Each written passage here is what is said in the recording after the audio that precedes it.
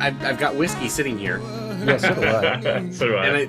And I'm not drinking it because I want to wait for the show to start. So let's start a show. Yeah, I also have Let's do a. it. I'm gonna have a glass of Elijah Craig Barrel Proof after I get through with this because I poured it because I forgot we had the podcast tonight and I didn't want to drink it before this. So All right, fair enough. Well, welcome everybody to another episode of another bourbon show, where even our hosts forget that we exist. But tonight we're going to be drinking something that we have we've had it before. We've had it on the show, but we did not give it its due diligence in that first episode because it was part of a broader group of drinks. We didn't drink it by itself. It was part of a flight, if you will. And I think this is a bottle that gets overlooked a lot. Well, I don't know if it gets overlooked. We'll get to that in a little bit. Let's talk about what it is we're drinking. Tonight we are drinking Four Roses single barrel. Just the standard off the shelf, 100 proof single barrel Four Roses.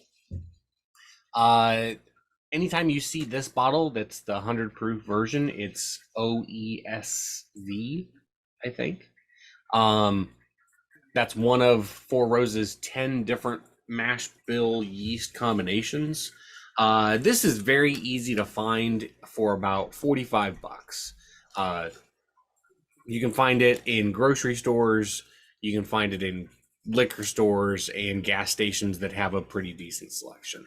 But before we do anything else, Steven, what do you think of this label? well, right off the bat, very distinct. Almost everything about this bottle. I think that Four Roses does a pretty good job of standing out immediately when you see them on the shelf because they've got wild different bottle shapes. Like we said the word pigeonhole a minute ago, so I'm going to reuse that because that's the perfect term for this. They do not pigeonhole themselves into using a particular bottle or a particular style at all. They will change things up. Somehow it all looks like you can still tell quickly that's Four Roses. I think it's, yeah. It not just this bottle though. I mean, just like no matter how much they change it, you can quickly tell it's Four Roses. But they have the etched. Yeah, they have it well, not the word etched, but the like molded glass, blown glass that looks like the roses. But even from a distance, I feel like even if you can't make that out, it's something about it just seems like a Four Roses bottle. There's just that quality that it has, and I think that the parchment look makes the label more interesting than if they just went like a flat white. And I think a lot of companies would have done that. A lot of companies would have just gone like kind of white, simple label here. But that extra parchment that they have just adds another dimension to it. It makes the rose pop that much more, I think, on the label itself, I mean. And the fact that it's single barrel, I will say that what you lose is the very first time you're seeing it anyway, you don't know quickly exactly what you're looking at. Four Roses can be kind of confusing, and you might want to know because of all the yeast strains they use and whatnot. You might really like one, but not like another one. So it's kind of important you figure out what you're looking at. But once you know that this is single barrel, it's even quicker to identify than a lot of brands if they just had a slightly different color or a different band on top or something like that. All that is to say, I think it's a great bottle, and I'm giving it an 8. I think it comes in super solid, even though a lot of the things I said were not directly related to the label. I think the simplicity of the label fits because of it. Yeah. So, hey, I want to throw out there. So I think 8's solid. I want to throw out there that once again, if it comes in this bottle, it means it's single barrel, which you hit on, Steven. And it anytime if it you'll notice that this says single barrel. Okay. If it's anything other than this, it'll say barrel strength. Once it's if it says barrel strength, then it might be one of those other 9. But you will never see one of those other 9 at 100 proof. Never, ever, ever. They do not do it. So it's always this recipe if it's 100 proof. So just FYI. and I think their small batch select is my favorite bottle that they make. Yeah, that's the one that I showed Yeah. showed here.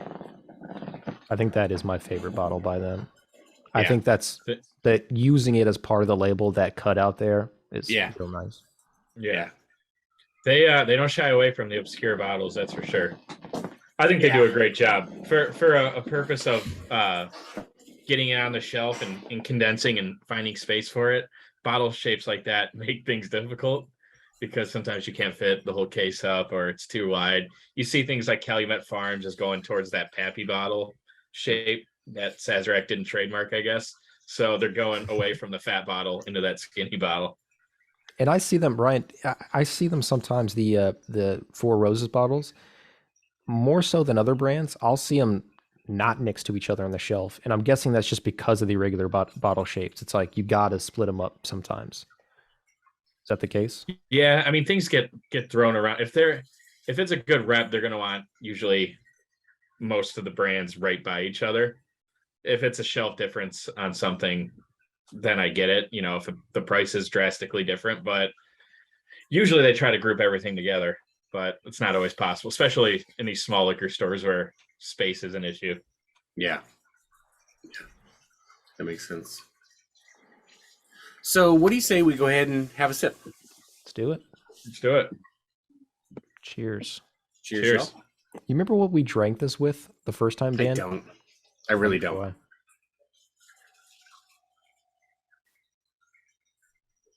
I would guess single barrels, but I don't know. But no, seriously, I like that's really just a guess. But we did drink it before, right? Yeah. Yeah, I'm pretty sure we either had this or it was small batch select, but I can't Well, I remember. know we had the small batch select, and we didn't like the small batch select.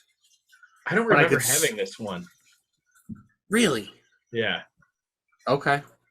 Yeah, I don't think I'm so. not sure. I could be wrong. Okay. Well, I thought we had, but I could be wrong too. I don't know. So tell me what you think. I mean, now that we're in the triple digits of episodes, right? I mean, I know. And now that they're all forgettable. yeah. The nose is nothing special to me. Mhm. It's pleasant. It smells like bourbon, but there's nothing in particular that I pick out really besides the typical oaky notes. Like there's nothing. Caramel. So you know what this smells like at home, I think. So I get Four Roses. I end up getting more floral notes and like almost like a tea note. I was gonna say kind of like a minty type. I get a little mintiness to it too. But for me, Four Roses is always very floral, very very fragrant, I can see and that. and just like the smell of tea, like your standard fucking tea, not oolong or. Don't be stupid, listeners. You know what I'm saying when I say tea. None of your pretentious tea. Yeah. Just your straight up Lipton fucking, you put it on ice because it tastes like shit if you don't. Yeah, none of that pretentious shit. Now, let me stir this in my sifter and tell you what I get on the palate. Exactly.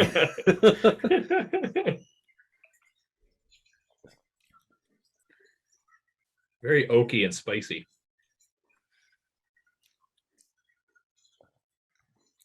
Very spicy. It's not the spiciest thing we've ever. I feel like this is like the Manny Pacquiao spice. It's like it's just dense with spice, but it's not overly spicy, if that makes sense. It's like every second that this is in my mouth, I taste spice, but it's not the spiciest thing we've ever had.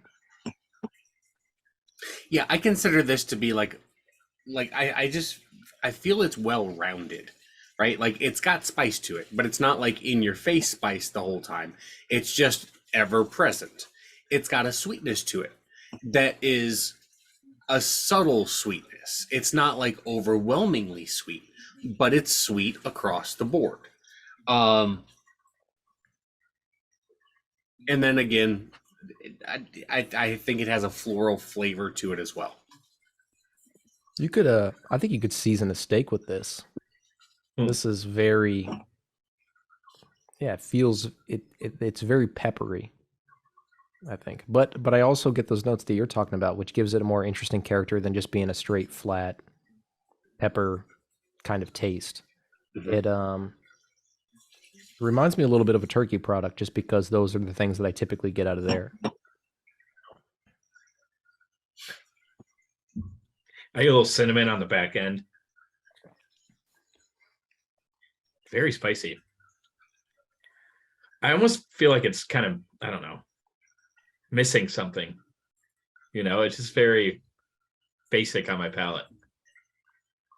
Maybe I'm just not a Four Roses guy. Because I know I wasn't a big fan of the last one. And I haven't had it too often. I mean, I could see this being good in like a Manhattan or an old fashioned. In a cocktail, I think it'd be really good in. But yeah, straight up, I just feel like leaves me wanting more. There's a lot. You're talking about not being a Four Roses guy. There's a lot of hype behind Four Roses, though. There are so many diehard. I feel like there is as many Four Roses fanatics as there are, like, I don't know, probably not Buffalo Trace people, but the top end crazy fanatic Four Roses people are probably more hardcore than the Buffalo Trace people. I would agree with that. To me, the most passionate, fanatic groups are Wild Turkey fans and Four Roses fans. This is like very easy to drink, though. There's not much burn to it. Mm-hmm. I feel like I could finish the sample fairly quickly and doesn't leave you with too much of a bite. So in that aspect, like if you're looking for just a sip of a whiskey, come home from work, want something that's pretty good, a couple glasses of this. No, you know what this reminds me of? Sorry, Ryan. Oh, you're good. I was going to say, as you're saying, everything you're saying, Ryan, I agree with. And it makes me think this is kind of like if you, and I don't mean this as an insult to any of these brands, but it's like if you are a Wild Turkey person, this seems like it would be, but not like straight. Like if you like the Wild Turkey stuff, this is like your Weller Special Reserve.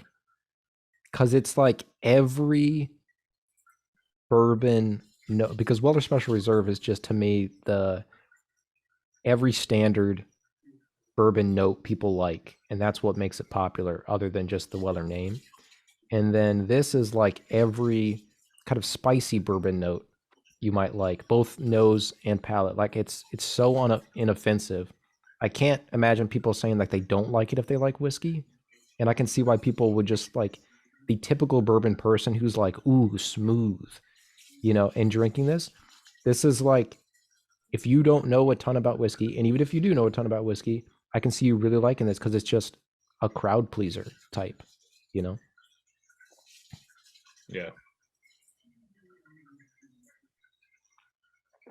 I like it better than Blantons. I'll put it that way. I think that Four Roses single barrel is better than Blantons, and it's like $30 less expensive, and it's easy to find, and it's 7 proof higher, and it just suits. If it's not an asshole retailer, you can find it for 60, 65 Blantons. Right, but this is 45. Yeah. Right, so like, and you could just walk in and get it without knowing anybody. Like anywhere. Like I could order this from Total Wine and have it ready for pickup a week from now or an hour from now, right? Like, what is Blantons now in like the world of bourbon? I feel like it's transcended being just like it's its own like genre of whiskey, if that makes sense. Now it is not whiskey, it's not bourbon, it's not a single barrel, it's not, you know what I mean? It's like Blanton's is like in a league of its fucking own. It's an icon. Yeah, it's an icon. And I to this day I still don't understand why. Like, I'm not even trying to make fun of Blanton's here at all. Blanton's is a damn good pour. for $70, right? Like, yeah. And there's no comparison. Like I was trying to think of like what a like rye equivalent would be. And it's almost like, you know, you have those things that are just like, I don't know, like maybe like Midwinter Night's Dram is getting there, but it's obviously nowhere near Blanton still. But it's like there's something that like transcends what it actually is, because like universally it seems like it's just on the Mount Rushmore of you know, whiskey. Yeah, it is. Yeah, but I do prefer Four Roses single barrel over Blanton's. It's more well. It's I think it's just well rounded. I think it's well balanced.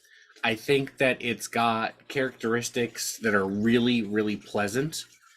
None of which are, you know what? Let's rate this motherfucker. Let's rate this motherfucker because I'm getting into like explaining why I would rate it a certain way anyway. And then we can bullshit. Let's do it. Do you like that? Yeah. Fine with me. I'm going with a 7.6. Because of 1776.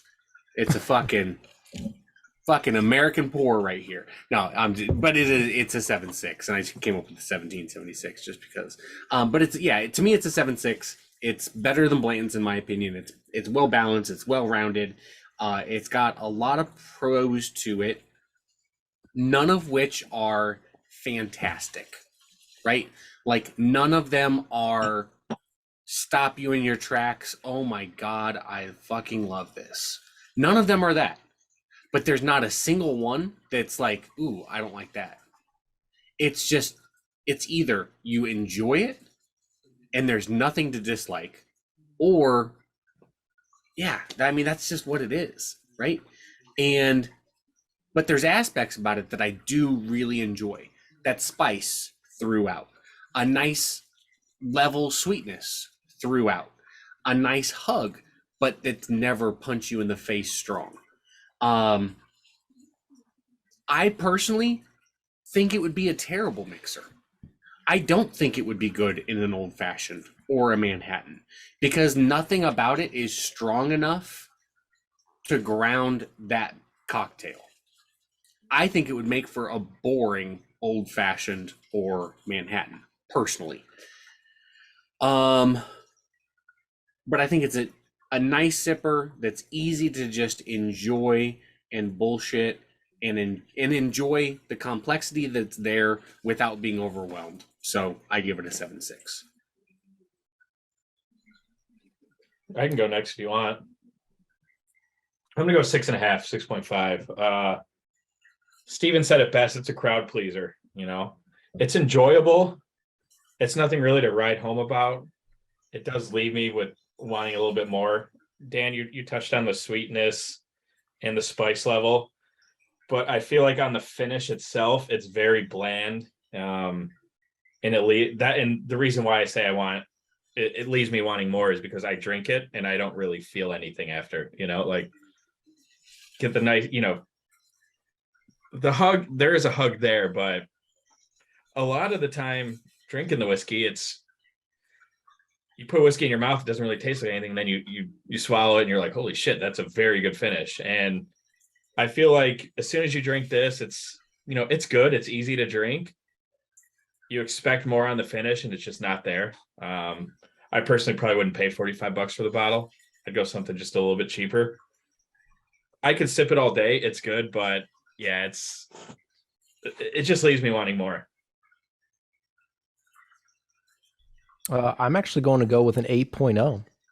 I think that this one has a lot of variance to me. I think that there's nights where I could give this a 7.0 too and feel just as equally strong about it because it just so happens to be, this is exactly kind of the thing I wanted to drink tonight. You know, I just want to kind of chill and have like a typical whiskey. And I think it does it really, really well. And I would argue, I would provide an opposing viewpoint to what Ryan just said, I guess, in terms of the finish. I think this is one of the most pleasant finishes I've had in a while. I don't think it's bland. I don't think that there's anything like weird that happens to it. And so maybe you could use the word bland and we're talking about the same thing. But I just think it's exactly like what I typically like in a finish. So it's just the whole experience, like Dan said, use the word pleasant a lot. To me, the whole experience is just really pleasant. And I don't want to knock it for that. I think it's a really, really strong competitor. And I think it's a fantastic value at $45. When we're talking about $45, other things I think about, there's so many brands that we've had on this podcast even that for way more bland stuff are charging the same price or about $15 or so more. And they'll be like 80 proof, super vapid experiences. And this is punchy, super solid. There's just nothing weak about this. If we came across a craft distillery that was making this product and was charging this price for it, we would be shouting them from the mountaintops as like one of the best distilleries. So I have had some Four Roses stuff I didn't like in the past. I can't remember one that I had in a restaurant one time I brought up last time. And then I didn't really like the small batch select that we had. But this I like a lot. And so I didn't want to knock it for that past stuff. So yeah, 8.0. Yeah, so suck it, Ryan. But again, depending on the night, I have knocked stuff in the past for not being interesting enough. But yeah, I like it. Yeah, from day one, I've mentioned that, like, again, your palate changes day to day, right? Like, and maybe I'm the same. No, I always prefer it over Blantons, and that's not a like I'm not virtue signaling here, right? It's not I'm not knocking Blantons just to knock Blantons. I'm saying that I just generally prefer this over Blantons. But yeah, I just think it's a solid pour. And I know we did not, none of the three of us liked the small batch select. And I didn't want to hit on that earlier in the episode, but yeah, I just think that this is and it's $15-20 less expensive than small batch select.